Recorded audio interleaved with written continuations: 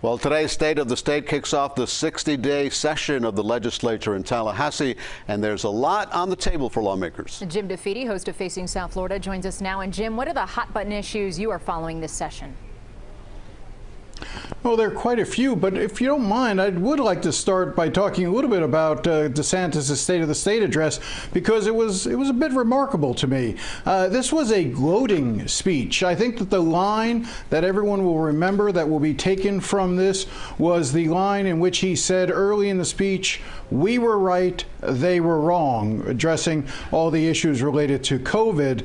And that sort of tone is, I understand the tone, but nowhere in the speech, I should point out, did he acknowledge or offer any condolence to the more than 60,000 Floridians who have lost someone as a result of COVID. There was none of that in this. Instead, this was a speech much more designed to celebrate, his own achievements rather than talking more about the state. Now, let's turn to the state legislature, because you're right, the 60-day session begins now. There are a number of issues.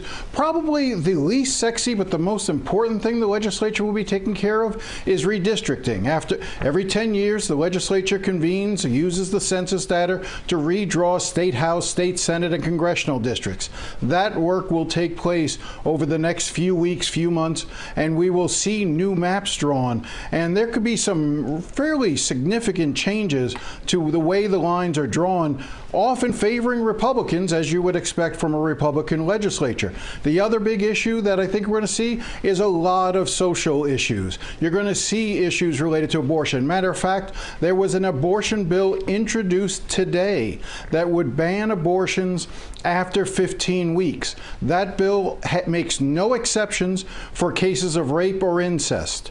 That would prohibit abortions even in those cases, and put it at 15 weeks. Right now in the state of Florida, it's 24 weeks. So it's not as bad as the Texas bill, which has also been introduced in Florida, or a version of it. But this seems to be the one that the governor is supporting, and that a number of legislators are getting behind, a ban after 15 weeks. You're also going to see issues related to critical race theory.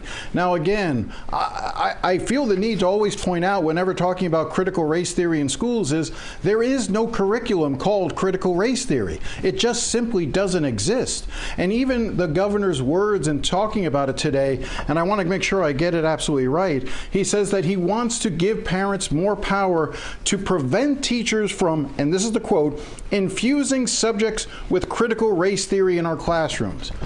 I've never seen a good definition of critical race theory. It's not part of the curriculum. There is no class taught in any school called critical race theory, but it's a hot-button issue for conservatives, and that seems to be what Governor DeSantis is looking to push right now. Yeah, a lot of red meat, and what you're talking about, a lot of red meat in the speech given by Governor Ron DeSantis. As this session continues, we will be continually talking to you, Jim. Thank you very much.